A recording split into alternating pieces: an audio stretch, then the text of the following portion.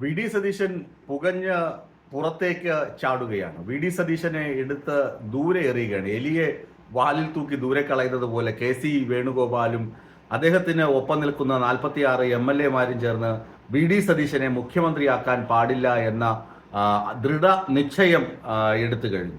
KPCC ആസ്ഥാനത്ത് ഇന്ന് നടന്ന യോഗത്തിൽ MLA-മാരുടെ യോഗത്തിൽ 46 പേരാണ് കെ സി വേണുഗോപാൽ മുഖ്യമന്ത്രിയായി വരണമെന്ന് ആവശ്യവുമായി രംഗത്തെത്തിയത്. 8 പേർ വി ഡി സതീശനും 6 പേർ രമേശ് ചെന്നിത്തലയ്ക്കും പിന്തുണ പ്രഖ്യാപിച്ചിട്ടുണ്ട്. ആലോചിച്ച് നോക്കുക, വെളുക്കുവോളം വെള്ളം കോരി വി ഡി സതീശൻ. വെളുക്കുവോളം വെള്ളം കോരാൻ ആളുകളെ പ്രേരിപ്പിക്കുകയും ചെയ്തു. പടയൊരുക്കം നടത്തി, പട നയിച്ചു.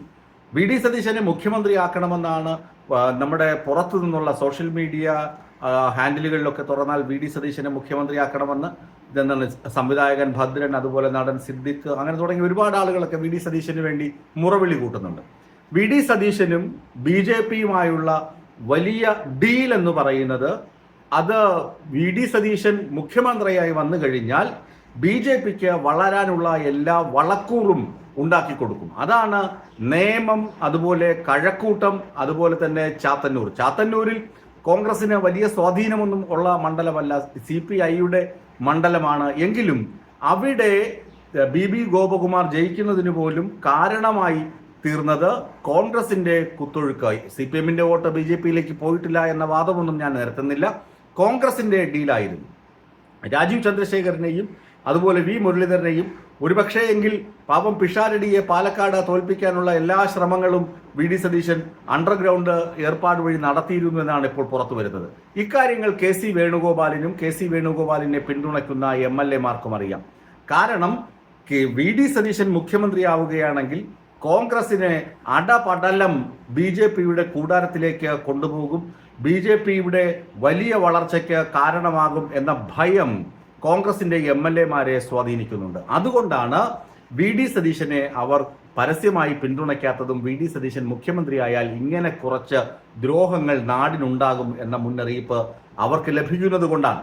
എന്നാൽ സിനിമാക്കാർക്ക് അതൊന്നും അറിയില്ല. വി ഡി സതീശൻ തന്നെ മുഖ്യമന്ത്രിയാകണമെന്ന മുറവിളി അവർ 1-2 പേർ ഉറച്ച് വിളിച്ചു കൂട്ടുന്നുണ്ട്. അതൊന്നും കാര്യമാക്കേണ്ടതില്ല എന്നാണ് കെ സി വേണുഗോപാൽ പക്ഷത്തുള്ള MLA-മാർ പറയുന്നത്.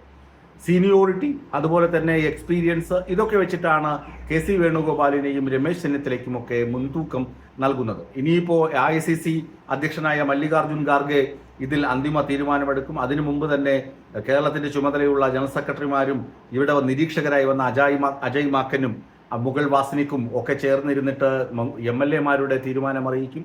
ഘടകകക്ഷി നേതാക്കളുമായുള്ള കൂടിക്കാഴ്ചയുടെ തീരുമാനം അറിയിക്കും.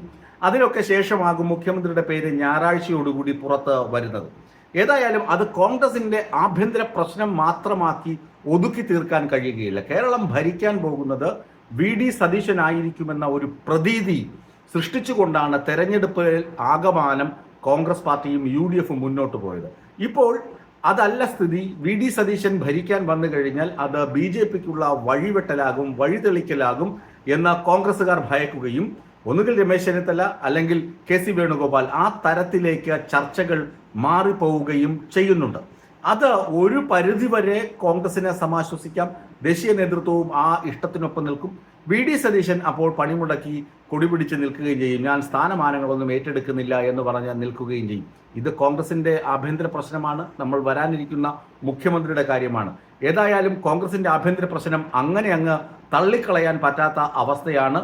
ഇത് കണ്ടുകൊണ്ടാണ് ഇങ്ങനെ മുഖ്യമന്ത്രിയാകാൻ തമ്മിലടി, അല്ലെങ്കിൽ നേതൃനിരയിലേക്ക് എത്താൻ അധികാര കസേരകൾ കിട്ടാൻ തമ്മിലടി, മന്ത്രിമാരാകാൻ തമ്മിലടി, ഇതൊക്കെ കണ്ടിട്ടാണ് ഈ വിഡ്ഢികൾക്കാണല്ലോ ജനം വോട്ട് ചെയ്തതെന്ന് MM മണിയാശാൻ പറഞ്ഞു പോയത് എന്നതും വ്യക്തമാണ്. ഏതായാലും വി ഡി സതീശനെ അടപടലം തേച്ച് ഒട്ടിക്കുന്ന സീനാണ് KPCC ആസ്ഥാനമായ ഇന്ദിരാഭവനിൽ നിന്ന് ഇന്ന് വന്നത്. ഇത് വീഡിയോ മുഴുവൻ കേൾക്കുന്നവരുടെ അടുത്ത് വേറൊരു വാൽകഷ്ണം കൂടി പറയാം.